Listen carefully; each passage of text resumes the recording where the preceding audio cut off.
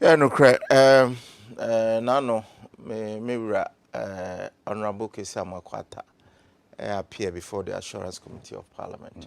And the Kasa Yemuno can say revenues affected the construction of roads.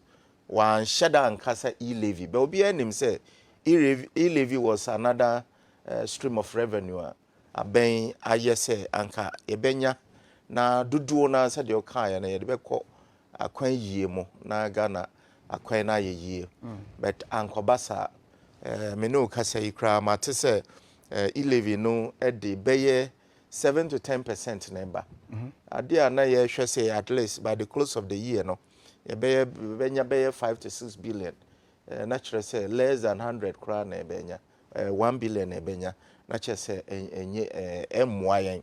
But the effect on the roads enye immediately.